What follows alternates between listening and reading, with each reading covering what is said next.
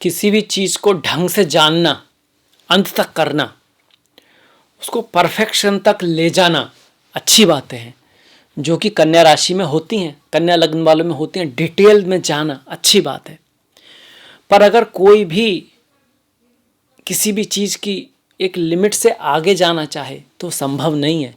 अगर कोई भी व्यक्ति ये सोचे कि किसी एक सब्जेक्ट को भी जब मैं 100% जान जाऊंगा उसके बारे में तब बात करूंगा, तो वो दिन कभी नहीं आएगा।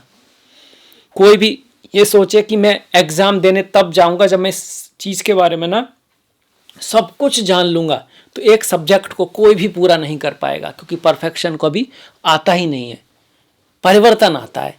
आप एक लिमिट से दूसरी लिमिट की तरफ जाते हैं। नो लिमिट को, अनंत तक को नहीं छू सकते आप। और कई बार कन्या वाले ऐसी गलती करते हैं हर चीज़ में।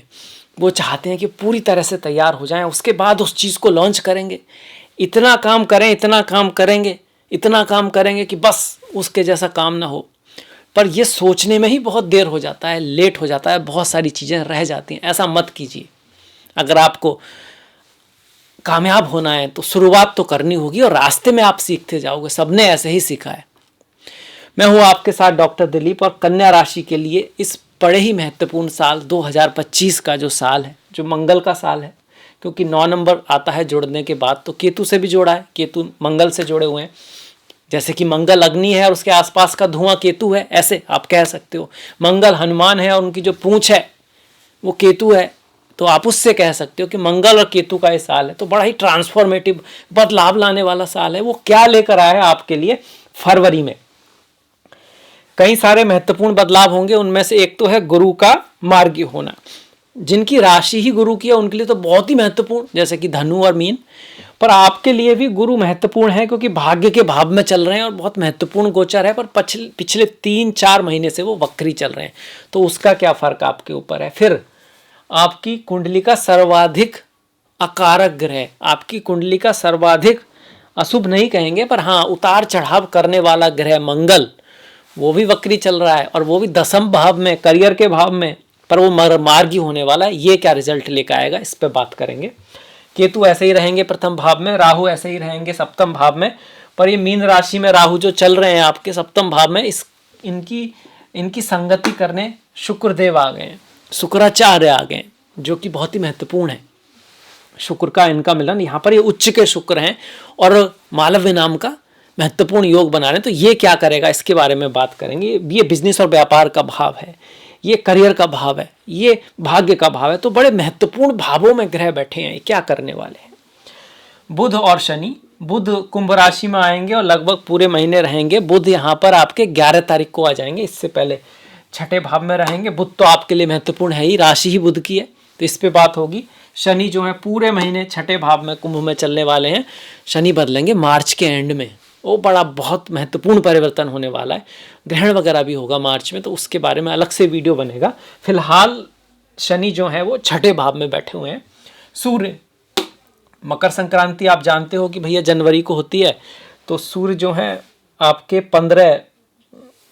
14 जनवरी के आसपास से लेके और 12 फरवरी तक मकर में रहेंगे। इसके बाद ये आपके छठे भाव में कुंभ में आ जाएंगे। कुंभ मेला आप जानते हैं भरा हुआ है, 13 जनवरी से 26 फरवरी तक करीब 44 दिन जो है कुंभ मेला रहेगा। 12 साल बाद भरता है। बड़ा ही महत्वपूर्ण आप कह सकते हो धर्म के लिए ये जगह है। बहुत दूर दूर से साधु सन्यासी, आप वीडियो वगैरह देख ही रहे होंगे, जाने का मौका मिले तो जाइएगा भी। अब शुरुआत करते हैं आपके लिए, कन्या राशि के लिए। देखिए कुछ चीज़ें अच्छी हो रही हैं। सबसे पहले अच्छी से ही शुरुआत करते हैं, और अच्छी हो रही है गुरु का मार्गी होना। गुरु का मार्गी होना, हालांकि कंपैरेटिवली दूसरी राशि गुरु आपके कारक नहीं है।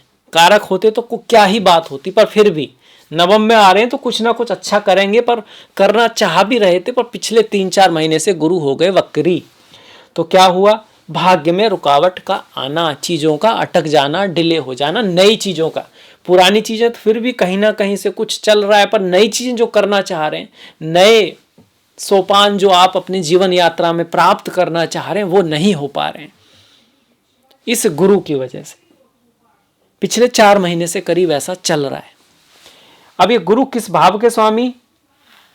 चौथे भाव के। घर की शांति में थोड़ा भंग होना, उसका उतना अच्छा ना रहना, घर के अंदर के माहौल में कुछ उतार चढ़ाव। गुरु किसके कारक? संतान के कारक, शिक्षा के कारक, टीचर्स के कारक, हायर नॉलेज के कारक, धन के कारक। इन सब में कुछ उतार चढ़ाव का रहना। आपके क्षेत्र में, आपकी कुंडली में वो सप्तम भाव भी है, मैरिज, शादी, विवाह, व्यापार में भी थोड़ा सा उतार चढ़ाव, संघर्ष का आना गुरु के वक्री होने से ऐसा लाजमी है। अगर ऐसा हो रहा है तो सभी का ऐसा क्यों नहीं होगा?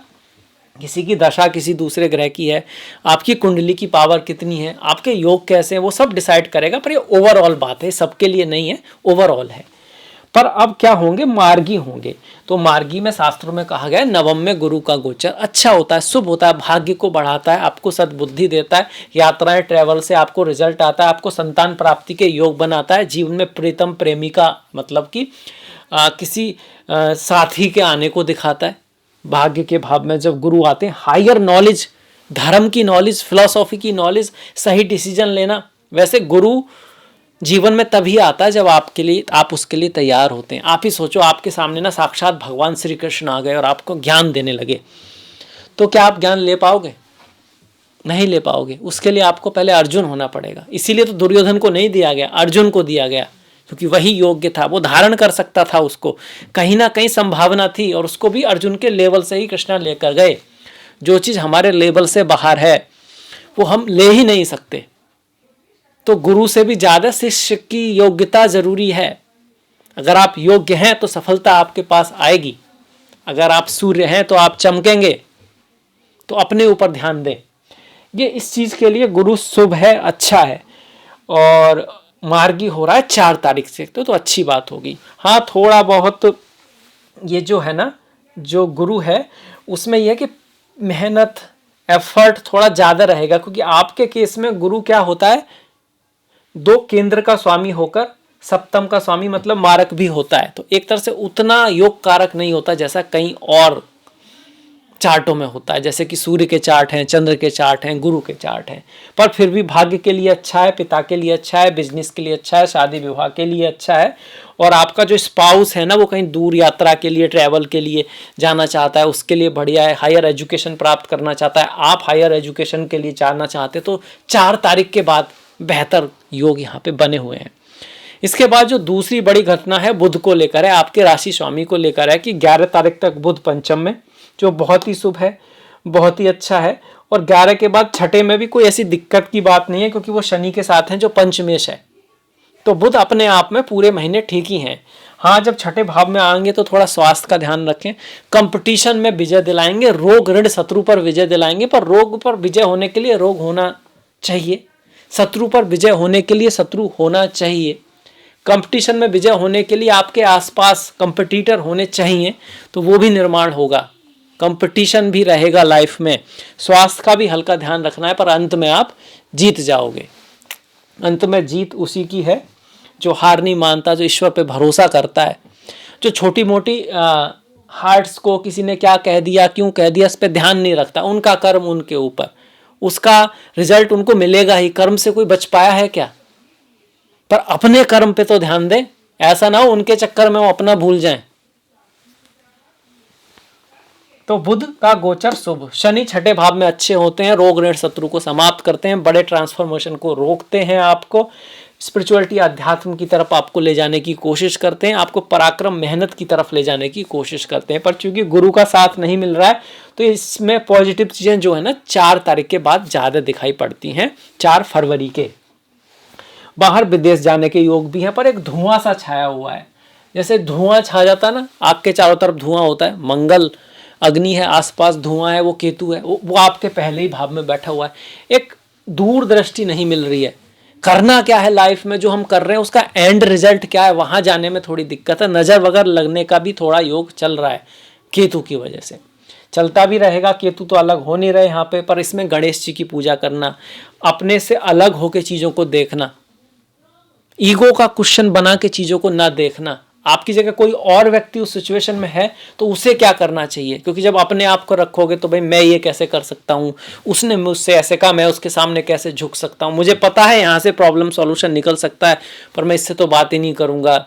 ऐसी बातें बीच में आ जाएंगी अगर आप ईगो को लाओगे तो कोई दूसरा व्यक्ति उस चीज़ आपकी जगह हो, उसे आप क्या सलाह दोगे? उस तरह से सॉल्यूशन निकालो। गणेश जी की पूजा करो, ध्वजा का दान करो मंदिर में। जो केतु की चीज़ें हैं, केतु की और भी चीज़ें होती हैं, कट करने वाली चीज़ें, जैसे कैंची है, कटर है, ये चीज़ें जो होती हैं, इसका दान अगर किसी ज़रूरतमंद को किया जाए तो वो भी केतु की अच्छी रेमेडी होती है। ज्ञान से काम लेना, केतु इंटेंशन भी है, भावना क्या है किसी काम को, किसी भी काम को करने की। एक डॉक्टर है, उसकी भावना है कि मरीज को ठीक करना है, लोगों को ठीक करना है, उनको स्वास्थ्य देना है, जो भी उसके पास नॉलेज है। एक डॉक्टर है जिसका भावना ये है कि भाई पैसा कमाना है, थोड़ा लाइफ में कहीं घूमने जाना है ना, मालदीव जाना, थाईलैंड जाना, बच्चों को बाहर यूके भेजना, ऑक्सफोर्ड भेजना है, इलाज उसको भी करना है। तो भावना क्या है काम के पीछे। तो अगर आपकी भावना अच्छी है तो केतु आपको बेटर रिजल्ट देते हैं, अच्छा रिजल्ट देते हैं।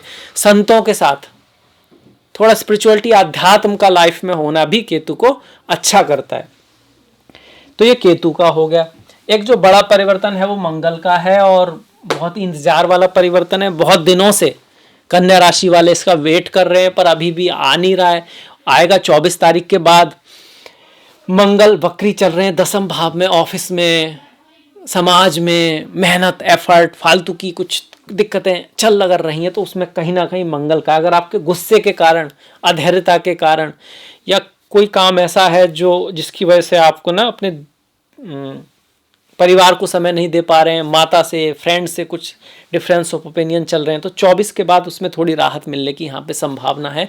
मंगल कहते हैं सोबत अपनी अच्छी रखो, कंपटीशन जो है वो अपने आप से रखो, अपने आप को बेहतर बनाते चलो, और ईश्वर पे भरोसा रखो। ऑफ कोर्स हनुमान जी की पूजा करना, मंगल के दिन मीठी लाल चीज़ों का दान करना, सिंदूर चढ़ाना आपके लिए बहुत बढ़िया रहेगा। मंगल का यहाँ पे गोचर आपको सडन गुस्सा भी दिला सकता है, माता के स्वास्थ्य को थोड़ा ऊपर नीचे कर सकता है, प्रेमी प्रेम का, दोस्ती फ्रेंड से भी थोड़ा मतभेद करा सकता है, क्योंकि प्रेम के भाव में एक तो पहले ही अग्नि जली हुई है सूर्य की, ऊपर से उसको मंगल भी देख रहे हैं। पढ़ाई लिखाई में आपकी एनर्जी रहेगी, आप प्रयास करोगे, मेहनत करोगे, एफर्ट करोगे, उसके लिए अच्छा है। सूर्य पंचम भाव में, खास करके टेक्निकल, आईटी, इंजीनियरिंग, नए नए फील्ड हैं उनके लिए बढ़िया है। अगर आप फिल्म में हो, मीडिया में हो, परफ्यूम से जुड़ा हुआ काम है, फॉरेन लैंड से जुड़ा हुआ काम है, विदेशों से जुड़ा हुआ काम, ट्रैवल से जुड़ा हुआ काम है आपका, तो काम के लिए तो अच्छा है, पर रिश्तों में थोड़ा ध्यान रखना है, मतभेद रह सकते हैं। राहु शुक्र कभी कभी आपको किसी अदर पर्सन की तरफ अट्रैक्ट भी कर सकते हैं, शायद उनकी तरफ आपको अट्रैक्ट होना नहीं चाहिए, ऐसी भी पॉसिबिलिटी है, क्योंकि राहु क्या है ना, बाउंड्री नहीं मानते। ये कहते हैं भैया नो बाउंड्री नो नियम, है ना। इस केस में फॉरेनर के साथ पहले ऐसा अच्छा नहीं मानते थे, किसी फॉरेनर के साथ दोस्ती, फ्रेंड, शादी, विवाह सब समय के अनुसार बदल गया। तो उस हिसाब से देखा जाए तो चीज़ें शुभ भी हो रही हैं। फॉरेन से, विदेश से, अदर कंट्री से, अदर कल्चर से, अब्रॉड चीज़ों से आपको लाभ भी यहाँ पे शुक्र करा सकते हैं। पर अगर आप ऑलरेडी शादीशुदा हैं तो मैरिज लाइफ में ध्यान रखने की आवश्यकता है। अपने स्पाउस की, पत्नी की हेल्थ की, स्वास्थ्य का भी ध्यान रखना है, पति के स्वास्थ्य का भी ध्यान रखना है, क्योंकि सप्तमेश भी वक्री है 4 तारीख तक ही सही, और सप्तम भाव में भी राहु शुक्र बैठे हुए हैं। शुक्र चूंकि कारक ग्रह हैं, भाग्य के स्वामी हैं, तो व्यापार में कुछ अच्छा कॉन्ट्रैक्ट मिल सकता है। चूंकि धन के स्वामी है तो व्यापार से धन भी आ सकता है, और ऐसे व्यापार से जो थोड़ा आउट ऑफ बॉक्स है, अगर फॉरेन से जुड़ा हुआ है तो बहुत ही अच्छा। ये भी इस चीज़ को भी दिखाता है। आपकी फैमिली का कोई रोल, आपके माता पिता, पत्नी आपको सलाह दे सकती हैं व्यापार के मामले में, इंटरफेयर कर सकते हैं कि इस तरह से करो, ऐसे करना चाहिए, तो सही सलाह है तो मान लो, फालतू में शक ना करें। राहु शक भी है ना, विचार भी हैं, नेगेटिव विचार भी हैं, फालतू में ही आ रहे हैं आपको अपनी पत्नी के बारे में, पति के बारे में, जासूसी कर रहे हो आप उनकी, ऐसी सारी चीज़ें ना करें। प्रेम विश्वास पे टिका रहता है, वैसे भी अगर नहीं है तो है ही नहीं, उसे आप बना भी क्या लोगे, है ना। तो फोकस अपने ऊपर रखें, दूसरों के ऊपर रखें, एक बैलेंस बना के रखें। यहाँ पे कभी कभी दूसरों के ऊपर इतना ध्यान है, पति के ऊपर, पत्नी के ऊपर, प्रेमी के ऊपर, प्रेमिका के ऊपर, उसकी सारी बातों कि हम अपने आप को ही भूल गए। ऐसा नहीं करना है। आप हैं तो वो भी हैं, सूर्य है तो दुनिया भी है, आंखें हैं तो दुनिया भी है। तो खुद पे भी ध्यान रखना है क्योंकि केतु है वहाँ पर, और दूसरों की हेल्प भी करते रहना, वो भी ठीक है, पर एक्स्ट्रा उस पर फोकस नहीं करना है। इस चीज़ को यहाँ पे दिखाता है राहु केतु का गोचर। मंगल की बात हो गई आपके। मंगल शुभता किस चीज़ के लिए दिखा रहे हैं 24 के बाद, कि घर जमीन से संबंधित कोई काम आप करना चाहते हैं और रियल एस्टेट से संबंधित कोई काम करना चाहते हैं तो 24 फरवरी के बाद उसमें सफलता की उम्मीदें ज़्यादा हैं। 27 फरवरी को क्या होगा, ये जो आपकी राशि का स्वामी है छठे से ना सप्तम में आ जाएगा, नीच का हो जाएगा, पर उसका नीच भंग भी हो रहा है शुक्र की वजह से, तो बहुत डरने की आवश्यकता तो नहीं है। पर अगर राशि का स्वामी नीच का हो तो हाँ, स्वास्थ्य का थोड़ा ध्यान रखना होता है। रिश्तों में भी थोड़ा बना के चलेंगे, झुक के चलेंगे, आप कह सकते हो दूसरे को भी समझ के चलेंगे तो आपके रिजल्ट ज़्यादा पॉजिटिव यहाँ पर देंगे। शुक्र, बुध और राहु का ये जो योग बन रहा है इस तरह का।